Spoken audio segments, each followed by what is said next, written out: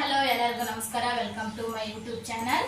ನಾನು ಇವತ್ತು ಭಾಳ ದಿನ ಆಯಿತು ವಿಡಿಯೋನ ಮಾಡಿದ್ದಿಲ್ಲ. ಇವತ್ತು ನಾನು ವಿಡಿಯೋ ಮಾಡ್ತಾ ಇದ್ದೀನಿ. ಫಸ್ಟ್ ವಿಡಿಯೋನ ಸ್ಟಾರ್ಟ್ ಮಾಡ್ತಾ ಇದ್ದೀನಿ. ಏನಪ್ಪ ಅಂತಂದರೆ ನಾವು ಊರಿಗೆ ಹೋಗಿದ್ವಲ್ವಾ, ಅಲ್ಲಿ ಹುಡುಗರೆಲ್ಲ ಸ್ಕೂಲ್ಗೆ ಹೋಗ್ತಾ ಇದ್ರು. ಅವರಿಗೆ ಸ್ವಲ್ಪ ಸ್ಕೂಲ್ಗೆ ಟ್ಯೂಷನ್ಗೆ ಅಂತ ಹಚ್ಚಿದ್ದೆ. ಅದರಿಂದ ವಿಡಿಯೋ ಮಾಡೋಕ್ಕೆ ಆಗ್ತಿದ್ದಿಲ್ಲ. ಇವತ್ತು ನಾವು ನಮ್ಮ ಊರಿಗೆ ಬಂದಿದ್ದೀವಿ, ಹುಟ್ಟಿದೂರು. ಅದು ಆನೆಗುಂದಿ ಬಂದಿದ್ವಿ. ಸ್ವಲ್ಪ ರಂಗನಾಥ ಜಾತ್ರೆ ಇದೆ ಅಂತ, ರಂಗನಾಥ ಸ್ವಾಮಿ ಜಾತ್ರೆ ಇದೆ ಅಂತಂದು. ಅದಕ್ಕೆ ಇವತ್ತು ನಾನು ವಿಡಿಯೋನ ಸ್ಟಾರ್ಟ್ ಮಾಡ್ತಾ ಇದ್ದೀನಿ. ಅದು ಏನು ವಿಡಿಯೋ ಏನು ಯಾವ ಅಂತ ನಾನು ಈ ವಿಡಿಯೋದಲ್ಲಿ ತಿಳಿಸ್ಕೊಡ್ತೀನಿ. ಈ ವಿಡಿಯೋ ನಿಮ್ಗೆ ಇಷ್ಟ ಆಯ್ತು ಅಂದರೆ ಪ್ಲೀಸ್ ಲೈಕ್ ಮಾಡಿ, ಶೇರ್ ಮಾಡಿ, ಹಾಗೂ ಫ್ರೆಂಡ್ಸ್ಗೂ ಫ್ಯಾಮಿಲಿ ಮೆಂಬರ್ಸ್ಗೆ ಶೇರ್ ಮಾಡಿ, ಹಾಗೂ ಹೇಗೆ ಬಂದಿದೆ ಅಂತ ಕಮೆಂಟ್ ಬಾಕ್ಸಲ್ಲಿ ತಿಳಿಸಿ. ಓಕೆ, ಇವಾಗ ನಾನು ಏನು ವಿಡಿಯೋ ಮಾಡ್ತೀನಿ ಅಂತ ನೋಡ್ಕೊಂಡು ಬರೋಣ. ಇದು ನಮ್ಮ ಮನೆ. ಇದು ಭಾಳ ಚಿಕ್ಕ ಮನೆ, ಹಳೆ ಮನೆ ಅಂತಲೂ ಹೇಳ್ಬೋದು. ತುಂಬ ಅಂದರೆ ತುಂಬ ಚಿಕ್ಕ ಮನೆ ಇದು. ನಾವು ನಮ್ಮ ಹಳೆ ಊರಿಗೆ ಬಂದಿದ್ದೀವಿ, ಆನೆಗುಂದಿಗೆ. ಅಲ್ಲಿ ನಾವು ಬಂದಿದ್ದೇ ಇಲ್ಲ, ಭಾಳ ವರ್ಷ ಆಯಿತು. ಇವಾಗ ಬಂದಿದ್ದೀವಿ. ನೋಡಿ, ಸ್ವಲ್ಪ ಸಾಮಾನು ಇಟ್ಟಿದ್ದೀವಿ ಅಷ್ಟೇ. ಇಲ್ಲಿ ನಮ್ಮಮ್ಮ ಅವಾಗವಾಗ ಬಂದು ಹೋಗ್ತಾ ಇರ್ತಾರೆ.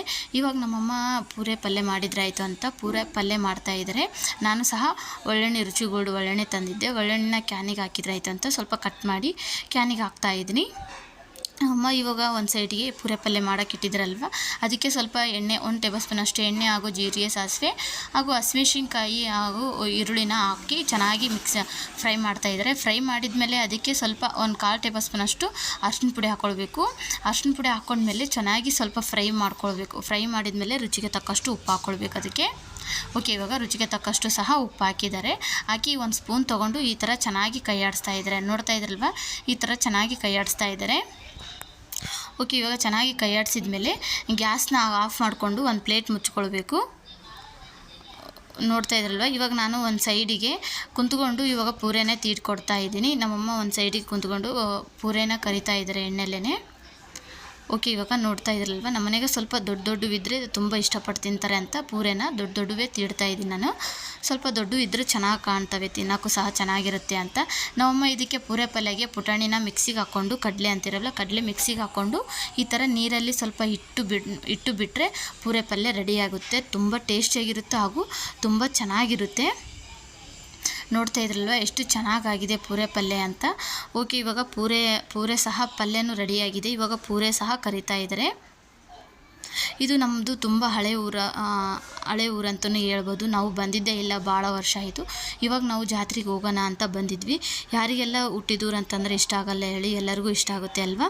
ಅದಕ್ಕೆ ನಾವು ಸಹ ಬಂದಿದ್ವಿ.